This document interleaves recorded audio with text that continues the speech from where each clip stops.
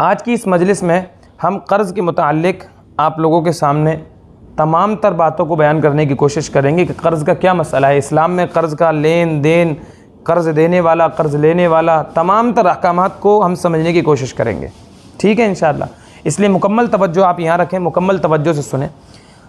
क़र्ज़ का लेना ये एक अच्छी आदत नहीं है, इसलिए क़र्ज़ के लेने से हम सबको बचना चाहिए। और क़र्ज़ को लेने से उसी वक्त हम बच सकते हैं जब कि हम अपनी ज़िंदगियों को क़नाअत की दौलत से मुज़य्यन करें। और क़नाअत किसे कहते हैं? क़नाअत कहते हैं अल्लाह की अता की हुई तकदीर पर हम राज़ी रहें। अल्लाह ने जो कुछ दिया, या अल्लाह तूने जो दिया है मैं उस पर राज़ी हूँ। अगर हम अल्लाह की दी हुई तकदीर पर राज़ी हैं तो फिर हमें क़नाअत की दौलत मिलेगी, दिल का सुकून नसीब होगा और ज़्यादा की हवस में हम नहीं लगेंगे जिसकी वजह से क़र्ज़ की नौबत आए। तो क़र्ज़ की नौबत आएगी ही नहीं अगर हम क़नाअत की दौलत से अपने आप को मुज़य्यन करें। क़र्ज़ का लेन देन खुद हुज़ूर अकरम सल्लल्लाहु अलैहि वसल्लम से साबित है। ग़ज़वा हुनैन के मौके पर खुद अल्लाह के नबी सल्लल्लाहु अलैहि वसल्लम ने एक यहूदी से 40,000 कर्ज़ लिया और वापसी में उसे अदा कर दिया और उसे दुआ भी दी कि अल्लाह तेरे अहल इयाल में, तेरे माल में बरकत अता फरमाए, बारकल्लाहु फ़ी अहलिका व मालिका। तो कर्ज़ का लेन देन तो हुज़ूर अकरम सल्लल्लाहु अलैहि वसल्लम, सहाबा, ताबिईन, तबे ताबिईन से लेकर आज तक उम्मत में चलता आया है और लोगों की ज़रूरतें इससे वाबस्ता है। और कर्ज़ देने की बहुत सारी फ़जीलतें भी अहादीस में वारिद हुई हैं।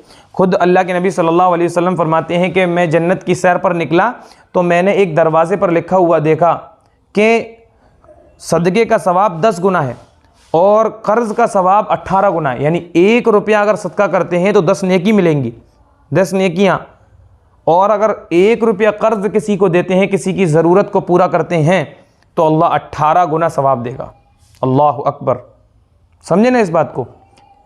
तो कर्ज़ की बहुत ज़्यादा अहमियत है। कर्ज़ देना इंसानी हमदर्दी की एक निशानी भी है कि जिसके दिल में इंसानी हमदर्दी होती है वो कर्ज़ को लोगों को देता है ताकि लोगों की ज़रूरतें पूरी हों।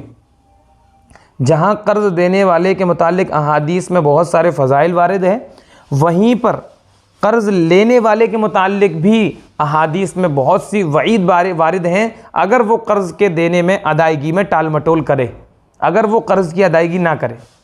अल्लाह के नबी सल्लल्लाहु अलैहि वसल्लम ने इरशाद फरमाया, कितनी ज़बरदस्त हदीस है, इसको हम सुने कि अगर कोई शख्स अल्लाह के दीन के खातिर शहीद हो जाए और फिर उसे ज़िंदा किया जाए और फिर वो शहीद हो जाए, लेकिन उसके बावजूद भी उसको जन्नत में दाखिल नहीं होने दिया जाएगा, उसको रोक दिया जाएगा दरवाजे पर जब तक कि उसकी कर्ज़ की अदायगी ना हो जाए।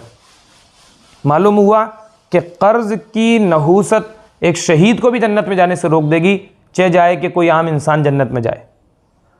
इसलिए कोशिश करें हम अपने आप को कर्ज़ से बचाने की, और अगर कर्ज़ हम किसी से ले लें तो उसको अदा करने की कोशिश करें। तो कर्ज़ देने के मुतालिक फ़ज़ाइल भी अहादीस में वारिद हैं, और अगर कर्ज़ ले लिया है और टाल मटोल कर रहे हैं तो उस पर वईद भी अहादीस में वारिद है कि अल्लाह के नबी ने कितनी सख्त वईदें उसके मुतालिक इरशाद फरमाई। अल्लाह के नबी सल्लल्लाहु अलैहि वसल्लम तो कर्ज़ के अगर किसी के ऊपर हुआ करता था तो उसकी नमाज जनाजा ही नहीं पढ़ाया करते थे जब तक कि उसके कर्ज़ या तो कोई अपने ज़िम्मे ले ले या उसका कर्ज़ कोई माफ़ कर दे, तब तक कि उसका कर्ज़, उसके जनाजे की नमाज़ नहीं पढ़ाया करते थे। और जिसकी जनाजे की नमाज सरकार दो आलम सल्लल्लाहु अलैहि वसल्लम ना पढ़ाए, उसके मुतालिक आप खुद समझें कि वो कितनी ज़्यादा नहूसत वाली चीज़ होगी। अब ऐसी कंडीशन में हमको करना क्या है? क्या रहनुमाई इस्लाम हमें देता है कि जिसके ज़रिए हमें कर्ज़ की अदायगी आसान हो? उसके लिए एक बहुत ज़बरदस्त हदीस सुन लें और यहीं पर मैं अपनी बात को ख़त्म करूँगा कि अल्लाह के नबी सल्लल्लाहु अलैहि वसल्लम का पाक इरशाद है जिसका मफ़हूम है कि कोई शख्स अगर अदा करने की नीयत से कर्ज़ लेता है, कितनी प्यारी हदीस है। सिर्फ ये हदीस अगर हमारे समझ में आ जाए तो फिर हमें कर्ज़ का लेना देना सब आसान हो जाएगा। और बहुत ही सही और साफ़ अंदाज़ हदीस का है कि देखें कि अल्लाह के नबी ने फरमाया, इसका मफ़हूम है कि अगर कोई शख्स कर्ज़ अदा करने की नीयत से लेता है कि मैं अदा कर दूँगा इसका, फिर कर्ज़ लेता है और ज़रूरत के मुताबिक कर्ज़ लेता है, तो अल्लाह उसकी मौत से पहले दुनिया के अंदर ही ऐसे असबाब पैदा कर देते हैं जिसकी वजह से वो कर्ज़ अदा कर देता है। मदद करते हैं अल्लाह उसकी, बाकायदा खुद अल्लाह मदद करते हैं। लेकिन अगर वो अदा किए बगैर इस दुनिया से चला गया, यानी उसने देने की नीयत तो की थी लेकिन उसकी अदा करने की नौबत ही ना आ पाई और उससे पहले वो चला गया, इस दुनिया से वफ़ात हो गई, तो अल्लाह कह रहे हैं क़यामत में मैं अपनी तरफ से उसका कर्ज़ अदा कर दूंगा। अल्लाहु अकबर।